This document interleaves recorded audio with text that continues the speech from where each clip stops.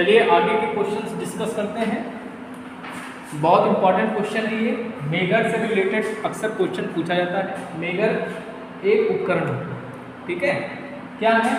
धारा मापने का उपकरण है, वोल्टेज मापने का उपकरण है, इंसुलेशन मापने का उपकरण है, शक्ति मापने का उपकरण है। देखिए जो आपका मेगर है ये आपका पोर्टेबल इंस्ट्रूमेंट है। क्या है?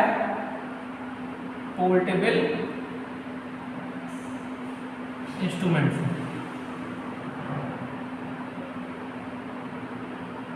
ठीक, पोर्टेबल इंस्ट्रूमेंट। ये क्या होता है? इंडक्शन के सिद्धांत पे काम करता है। इंडक्शन के सिद्धांत पे काम करता है। इंडक्शन के सिद्धांत पे ये काम करता है। ठीक है, इलेक्ट्रोमैग्नेटिक इंडक्शन, यहाँ थोड़ा लिखिए, इलेक्ट्रोमैग्नेटिक इंडक्शन के सिद्धांत पे काम करता है। ठीक, अच्छा, ये क्या करता है? इंसुलेशन को मापने के लिए किया जाता है। ये क्या करता है? इंसुलेशन मापता है। क्या?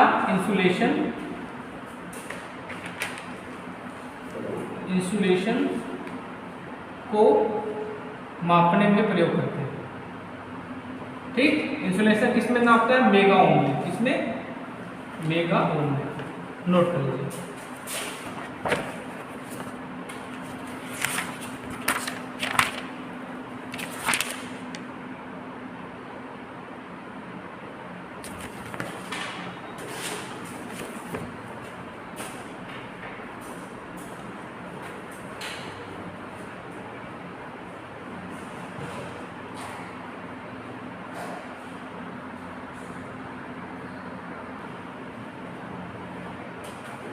अब देखिए अगला क्वेश्चन देखते हैं, बहुत इंपॉर्टेंट क्वेश्चन है ये।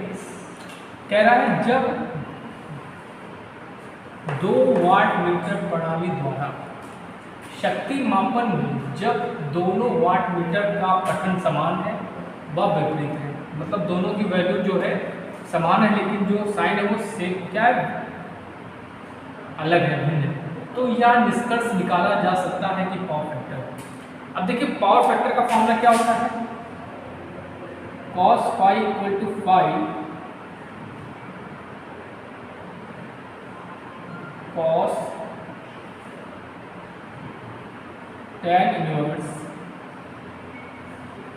√3 W1 minus W2 upon W1 plus W2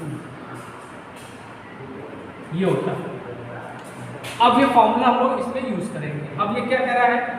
W1 और W2 क्या है? सेम है। ठीक है, W1 और W2 क्या है? W1 एंड W2 क्या है? सेम है, W, लेकिन साइन क्या है? अलग है। ठीक, तो वैल्यू में दोनों सेम है और साइन में अलग है, तो लिखिए वहां पर वैल्यू। तो cos phi equal to cos tan inverse √3, तो यह वैल्यू सेम अलग है, तो एक प्लस में होगी, दूसरी क्या होगी? माइनस हो जाएगी, तो क्या हो जाएगा? ये हो जाएगा W प्लस W हो जाएगा। ठीक, और यहाँ पे क्या हो जाएगा? W माइनस W हो जाएगा। क्लियर है? ठीक, चलिए इसको सॉल्व करते हैं।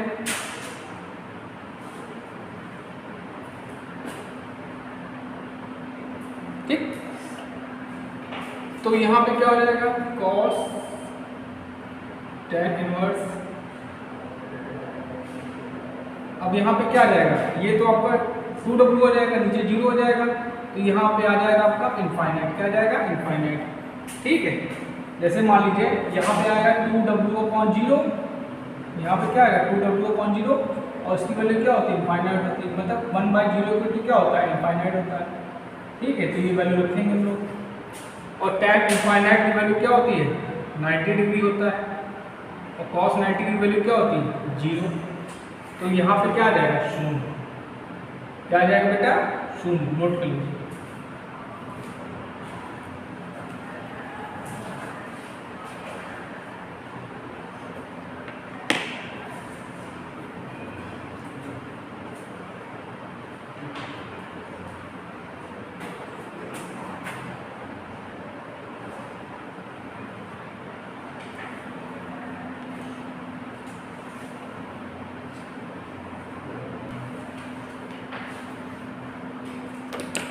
देखिए अगला क्वेश्चन बहुत इंपॉर्टेंट है। क्या कह रहा है, घरेलू ऊर्जा मापी किस श्रेणी में आता है? रिकॉर्डिंग इंस्ट्रूमेंट्स है, इंटीग्रेटिंग इंस्ट्रूमेंट्स है, डिस्प्लेइंग इंस्ट्रूमेंट है, नन। तो जो आपका ऊर्जा मापी है, एनर्जी मीटर, एनर्जी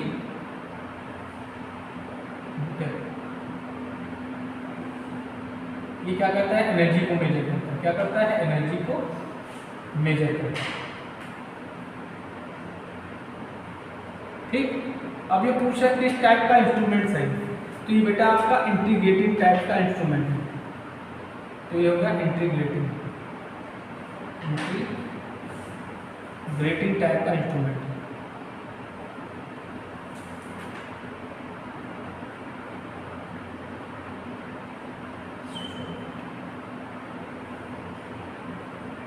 नोट कर लीजिए।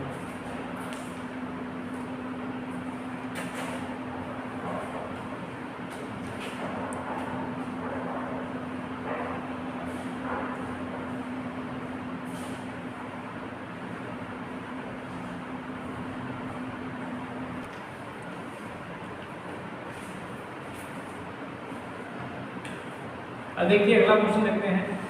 क्या कह रहा है, मीटर और वोल्ट मीटर क्रमशः डैश डैश और डैश डैश में लोड के साथ जोड़े जाते हैं सीरीज में। देखिए पहले समझ लीजिए कौन क्या होता है। जो आपका अमीटर होता है, इसका यूज हम लोग क्या करते हैं, मेजर करंट। करंट को मेजर करने के लिए हम इसका प्रयोग करते हैं, मेजर करंट। ठीक, अच्छा दूसरी बात क्या है, सीरीज में, सीरीज कनेक्शन में करंट का मान सेम रहता है। करंट का मान सेम रहता है। ये आप लोगों ने बेसिक में पढ़ा होगा। ठीक है, सीरीज में, सीरीज कनेक्शन में करंट का मान क्या होता है, सेम होता है। ठीक, अब बात आती है कि इसको कैसे जोड़ेंगे, तो इसको हम लोग सीरीज में जोड़ते हैं। ठीक, तो अमीटर के लिए क्या होगा, पहला सीरीज हो गया। ठीक, अब दूसरा आता है आपका वोल्ट मीटर। वोल्ट मीटर क्या करता है, मेजर वोल्टेज, मेजर वोल्टेज, ये वोल्टेज को मापता है। ठीक, और पैरेलल कनेक्शन में, पैरेलल कनेक्शन में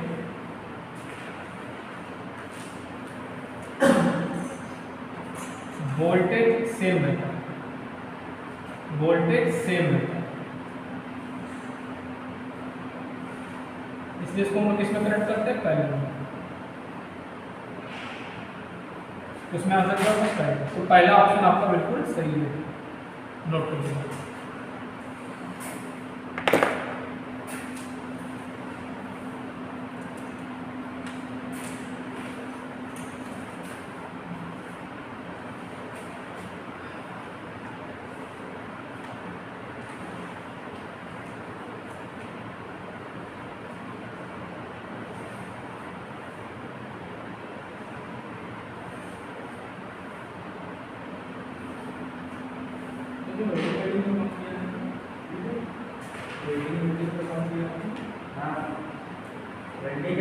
सब सारा काम कर सकते हैं, केवल सब चला सकते, ये काम करते हैं ना पहले। ये निकला हमारे बाकी वेल्डिंग में सारी कर देते हैं, स्पीड वेल्डिंग, लोहे वाली वेल्डिंग।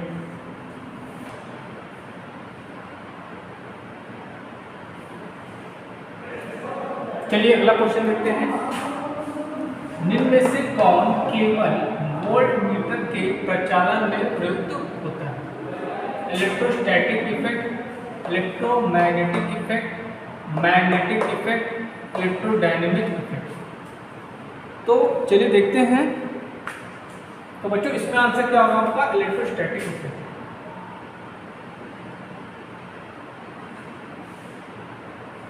चलिए देखते हैं। इलेक्ट्रोस्टैटिक इफेक्ट जो होता है आपका क्या होता है? वोल्ट मीटर में होता है। जो इलेक्ट्रोस्टैटिक इफेक्ट होता है केवल क्या होता है? वोल्ट मीटर में होता है। ठीक ठीक। आपका जो मैग्नेटिक इफेक्ट होता है, जो मैग्नेटिक इफेक्ट होता है वो किस में होता है? अमीटर में, वोल्ट मीटर में, वाट मीटर में और एनर्जी मीटर में।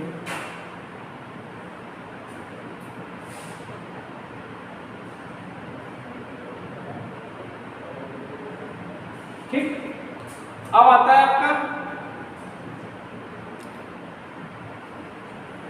Electrodynamic effect. ये किस में होता है? ये होता है आपका अमीटर में होता है,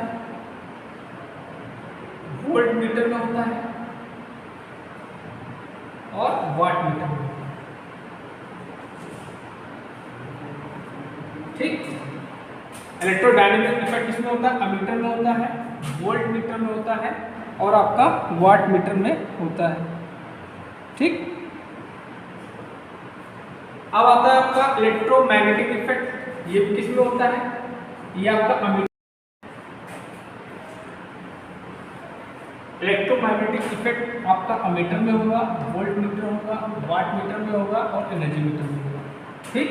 तो जितने भी इफेक्ट हमने दिए हैं किसमें होते हैं मैंने आपको बता दिया। नोट कर लीजिए, बहुत ही इंपॉर्टेंट चीज मैंने आपको बताई।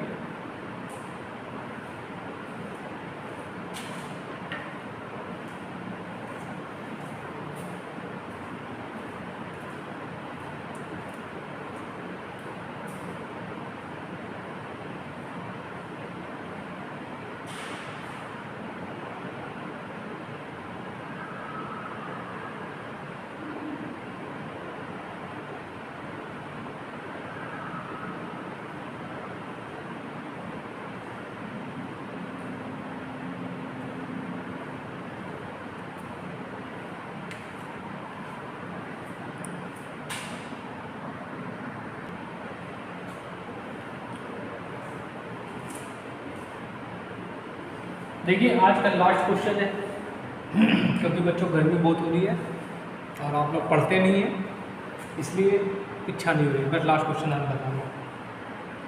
कह रहा है कि केल्विन ब्रिज का प्रयोग मापने के लिए किया जाता है करंट को। तो करंट को मापने के लिए हम अमीटर यूज करते हैं, वोल्टेज को वोल्ट मीटर। तो इसमें आंसर क्या होगा? Low resistance. अब रेजिस्टेंस की वैल्यू कितनी होती है ये भी आपको पता होना चाहिए। तो लगभग 150 ओम तक के रेजिस्टेंस को मापने के लिए हम लोग केल्विन ब्रिज का प्रयोग करते हैं। ठीक है। ब्रिज आपके कई प्रकार के होते हैं। ठीक है। सबका मैं बता देता हूं। आपका जो बीट स्टोन ब्रिज है, beat stone bridge,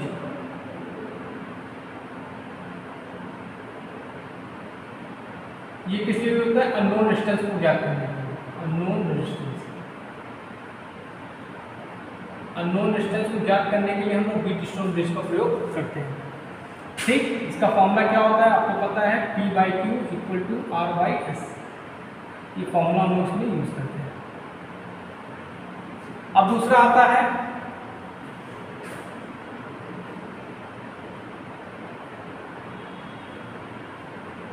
Maxwell bridge. क्या आता है? Maxwell bridge.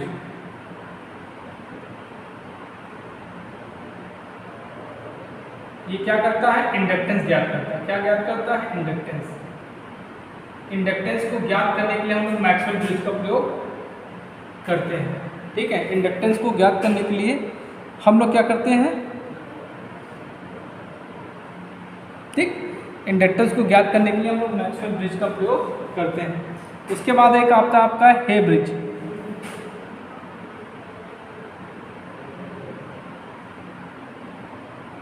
हे ब्रिज,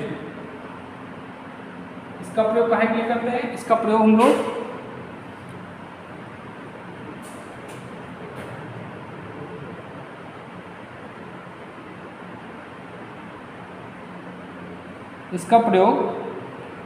हाई क्वालिटी फैक्टर वाले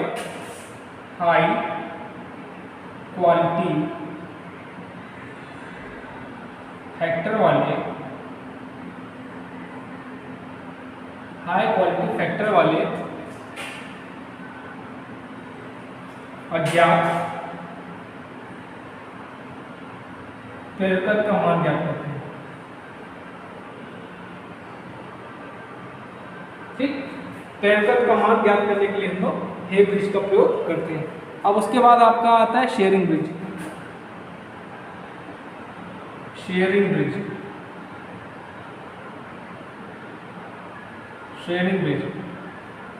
इसका प्रयोग कहाँ करते हैं? इसका प्रयोग हम लोग कैपेसिटेंस को ज्ञात करने के लिए, अननोन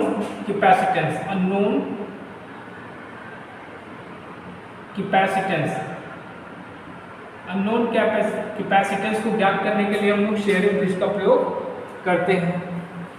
उसके बाद आता है डिसऑर्टी ब्रिज।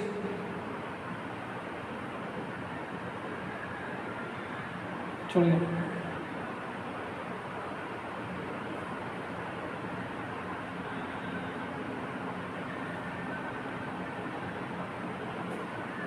एक होता है वीन ब्रिज। क्या होता है? Wien bridge.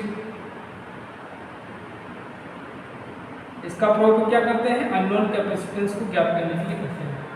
बहुत अच्छी चीज़ हमने आपको बताई है, इसको नोट कर लीजिए।